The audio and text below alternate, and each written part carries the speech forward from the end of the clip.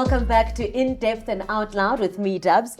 Today, joining us is Tumi, who has extensive experience in human resources. So now, if you are a student that is interested in human resources management, then this is definitely the conversation for you. But here is something really cool about Tumi, that she has also just started focusing on her business called Revive, where she basically specializes in CV and LinkedIn revamping of those. So if your CV needs to be revamped, this is the lady.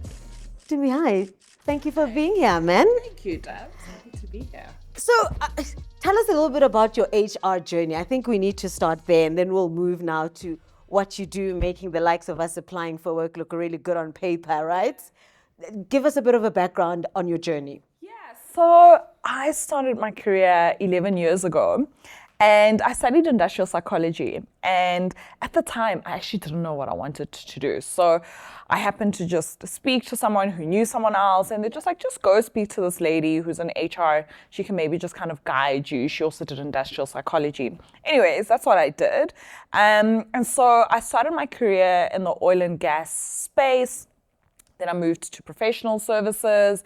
I've worked in the IT space, so IT being consulting, data analytics, software, and then an ESG company. So I've worked across like diverse sectors, and I'm an HR generalist. So that means that I do kind of the full HR function. Nice. I don't specialize. I enjoy kind of dabbling in everything in terms of HR. So yeah, that's how I've landed to 11 years of HR. Wow, look at you.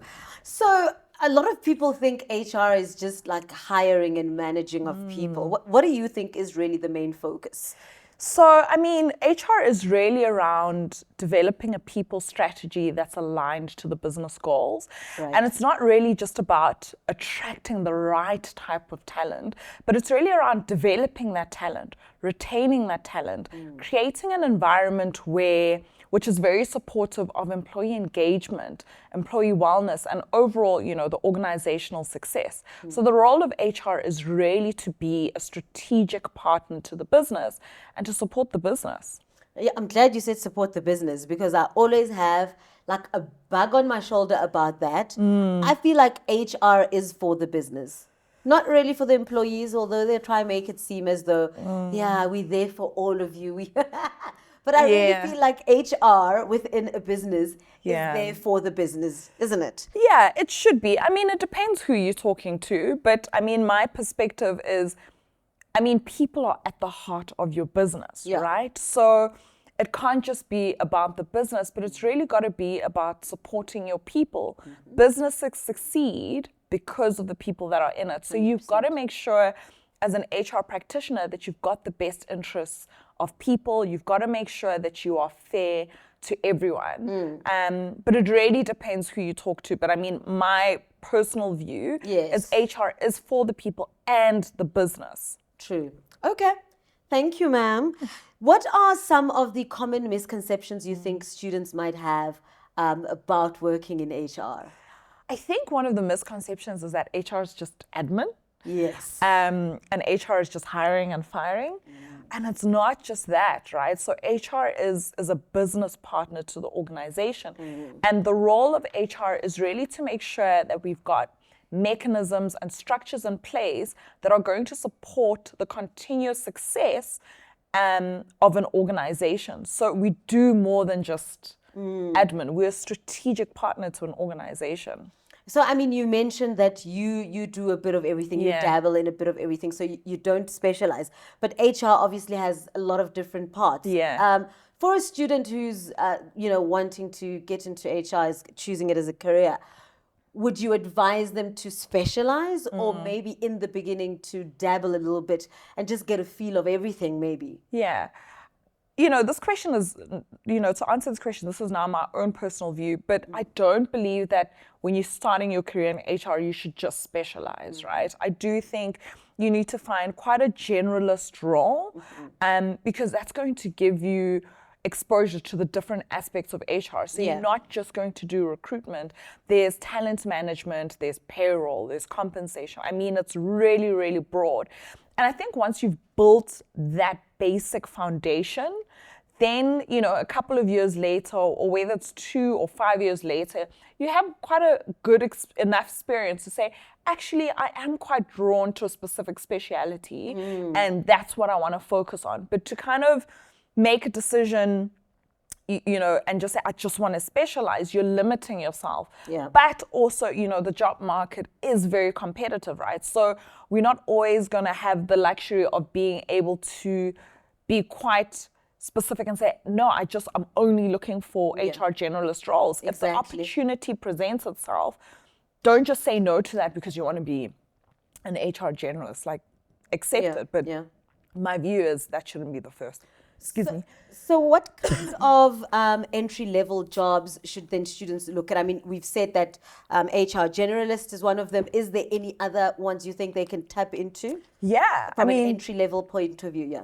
I mean, the titles are different, but the role's the same. So HR administrator, HR officer, some companies might call it a junior business partner, HR coordinator, but those are the types of roles that you're really going to be looking for entry levels.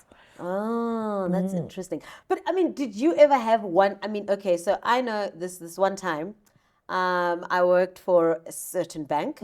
And I started out doing admin in the legal department. So this was like holiday work. Yeah. And then eventually I approached an HR, what was she? She was a recruiter, but quite senior. Okay. So I went up to her and I said to her, I'd like to be her assistant. And I said to her, you can try me out for a week. And if I suck at what I do, then you can fire me. Yeah. And she looked at me and she said, okay. And she then came to my boss upstairs, legal filing, and said, there's this young little girl with big eyes who came and said to me, he said to me that, look, I want to be your assistant because I want to learn what you guys do here in HR. And if I suck, give me a week. If I suck, it's fine. You can fire me. And she said, I actually want to give her a try. So you must be brave. Absolutely. You must go for things. Yeah. Ask. You lose nothing. You lose absolutely nothing. So when I then joined there, then I was in recruitment. So I was assisting that. So it was, the CVs, going through the CVs. It was putting together of the contracts, coordinating interviews. And I thought, wow, this is amazing. But I was really drawn to training. Okay. I thought I would have loved to do that. Yeah. I could see you in the training space. Yeah, but I was like, oh no, now I have to have a whole degree in HR first. Right? Depends who you're speaking to, but I mean, qualifications matter, right? Yeah. Because again, the market right now is quite saturated. There's 1,000 people that are applying for the same role. What's going to distinguish you from someone else? And the benefit of having an HR qualification is that you understand the theory. True. Right? And so once you move into a work environment, you're able to apply that theory in a practical space. So 100%, like, qualifications are important depending on what industry you're working in. But from the HR perspective, 1,000% a qualification is important. So now I need your expertise from your business, Revive, and also, of course, a bit of expertise also from you being in HR for so many years. So for students who are starting out, right, they do not have experience and they're applying now for an HR role. What should they put in their CV that will make that HR manager or the recruitment team look at their CV and say, yeah, hireable, it's a yes? Yeah. So there's a couple of things that you can put in, right? So the first thing is when someone's looking at your CV, they want to know what qualification you have. Is it relevant to the job that you're applying for? If you don't have any work experience, we want to know your academics, right? Academics are important. I mean, it's not always a criteria for some companies, but a lot of organizations are looking for your academics. I mean, often we'll find we've got 1,000 applications for one role. Yeah. What's that thing that's going to distinguish one candidate from the other? It's academics. We're looking at your academics. We're looking at some of your academic achievements. So, if you've got merit awards, we're looking at distinctions. We're looking at if you've been part of Dean's List. We're also looking at like initiatives that you're part of, right? And initiatives in the sense of what you're studying and the relevance to what you're studying, and also the relevance to the role that you're applying for. So if you are, studying an HR qualification and you're part of a research group at Boston that is, research group that's related to HR in one way or the other. Those are the type of things that we want to know, right?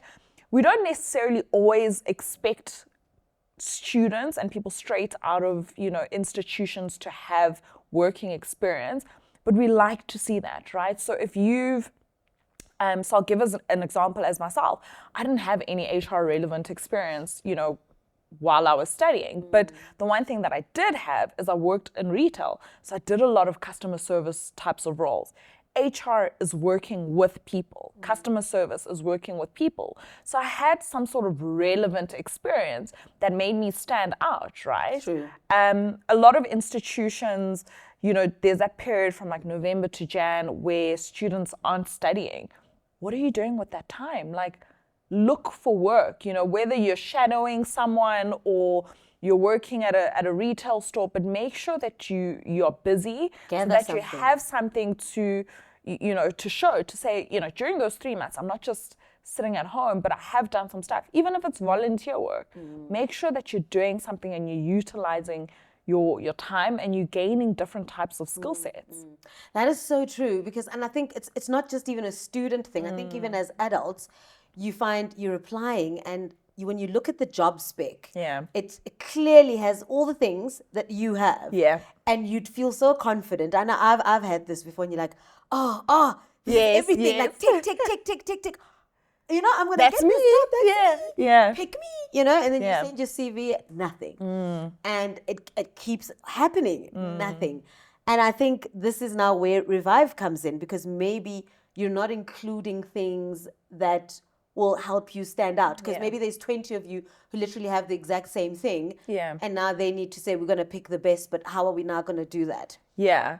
So you definitely need to think about that. What it factor do you have, right? So always remember that your CV is a reflection of who you are, right? So the person on the other end doesn't know you. They know nothing about you, but they've got the CV right in front of them. Yeah. So it's not just the detail of it, but we're also looking at the structure of the CV. We're looking out for grammar. We're looking for the flow of the CV, right? We're looking for, did this person spend time on the CV, or was it just kind of a slapdash job? Because if it's a slapdash job, it says a lot about that individual, right? So what's going to make you stand out as a student from 1,000 other people?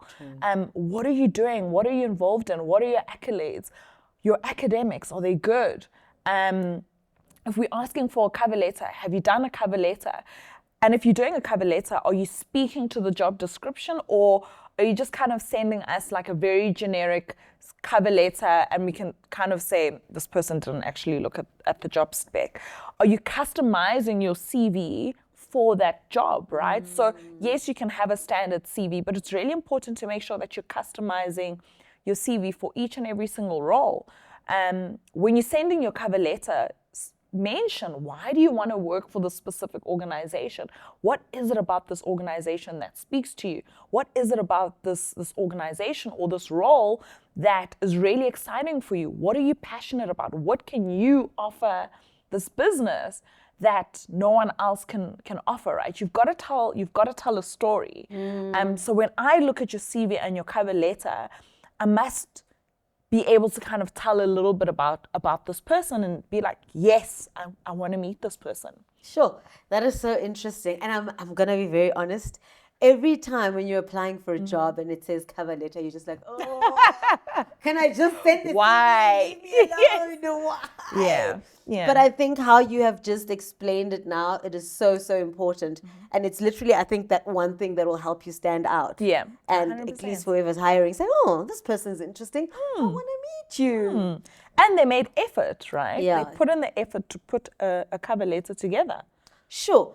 So how do you think students, okay, I know we said that it's nice to go in there and do a bit of everything, dabble with a lot of different areas within HR to get the experience that you need. How would you say students should then choose the area they maybe want to then grow in or perhaps grow in or perhaps even focus on? So I think you always have to go for what gets you really excited, right? What is it, you know, you need to be able to identify that area that is exciting, where you constantly just find yourself drawn to it, you constantly want to learn, you're constantly making efforts to upskill yourself in that area.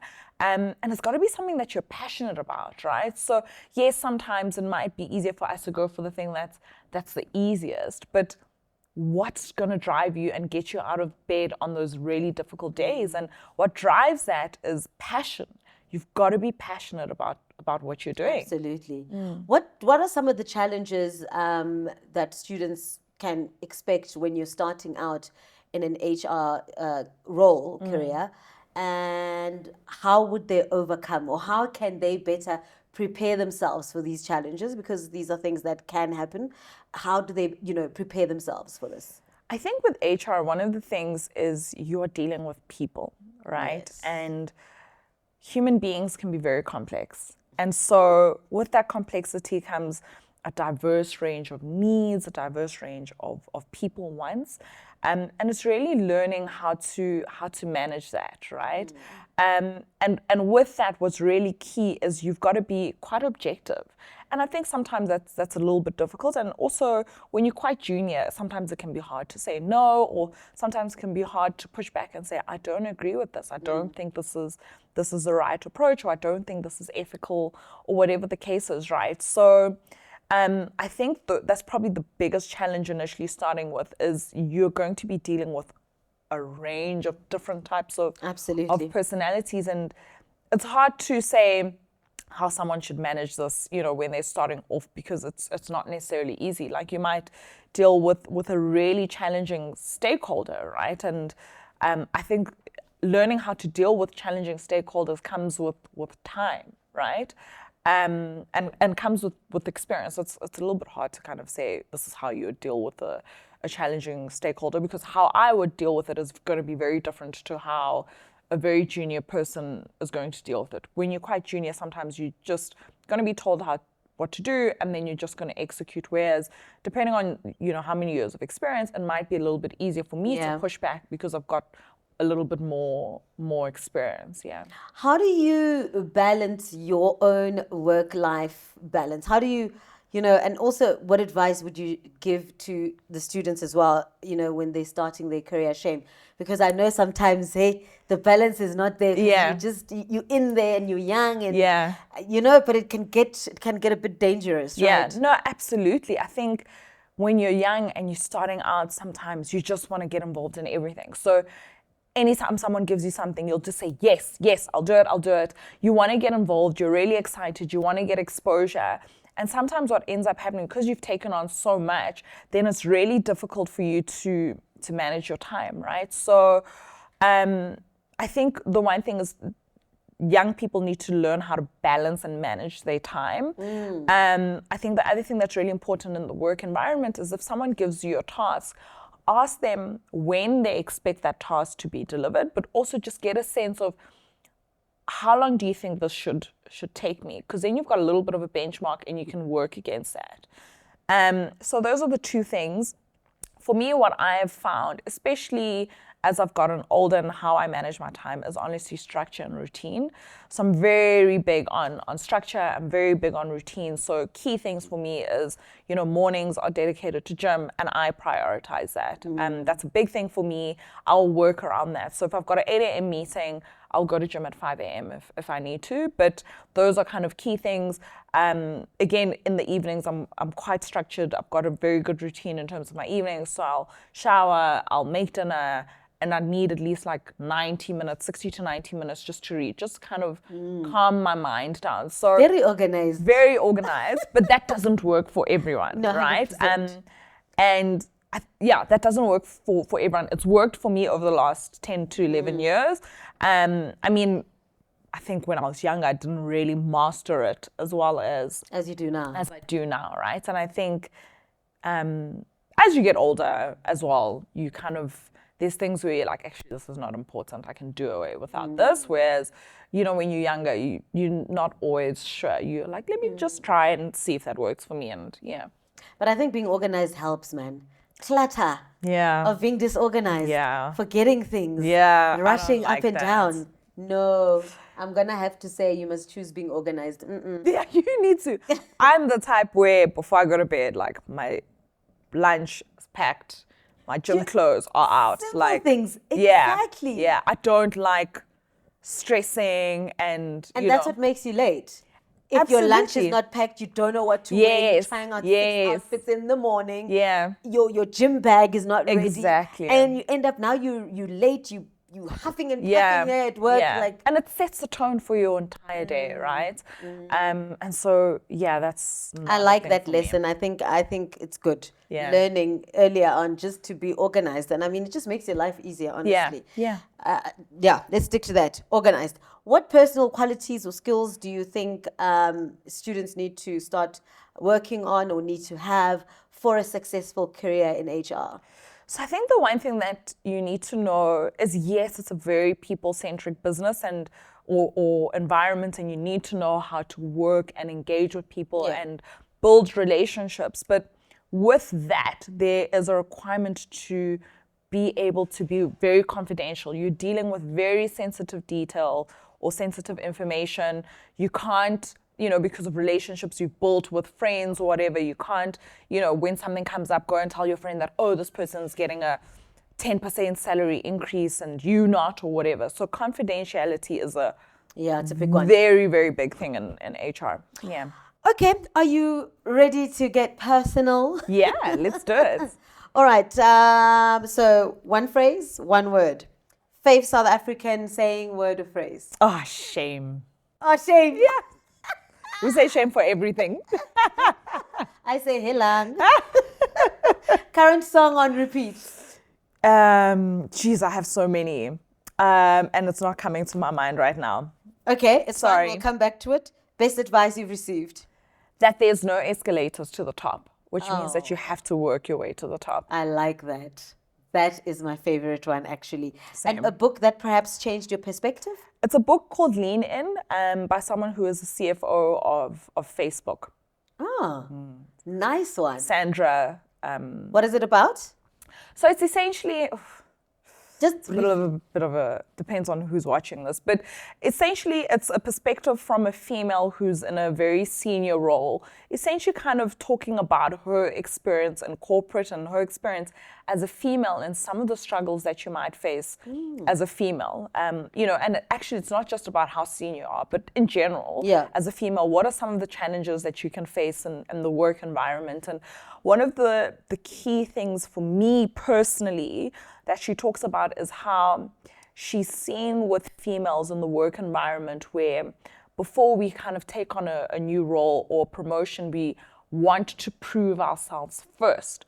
Yeah. Whereas males, and there's nothing wrong with this, but whereas males are more likely to take on a new role, they might not have the experience, but they have that confidence and belief and they back themselves up to say, actually, I'm going to take this on. I'll learn on the job, but I believe that I can do that. And I think that's something that sometimes not that I necessarily struggle with, but that's how I am, right? So before I kind of move into a new role, I want to be able to prove to myself that I can do it. So I almost want to master the requirements of that new role before I move into that role. Wow, interesting. I think most of us do become like that. Yeah, yeah. Interesting book. And how would people describe you if you were not in the room? Depends who you're asking. But I think because we're speaking about HR and someone to speak from a professional perspective, I definitely would say, people would say I'm quite intuitive, I'm quite empathetic, and I work and work with integrity. Okay, so answer that outside of work. A bit too structured, so sometimes very inflexible, but also like I have a really good routine, which is good for me in many respects. I think my friends would say that I am fun, and people who know me, but I also think people would say that I am quite empathetic, and sometimes to my detriment. I think sometimes a lot of people tend to say I can be a bit too ethical, so I am quite strict. You go by the book. I'm very like black and white, Yeah. the law, type of person. Love it. Tumi, thank you so much for joining us today. It's been absolutely you. amazing. Well, there you have it. If you are going to tap into the industry, human resources, you need to understand people. You need to understand that you're going to be dealing with a lot of people who are different backgrounds. Yeah. And that's probably one of the key skills that you need to start working on if you haven't already.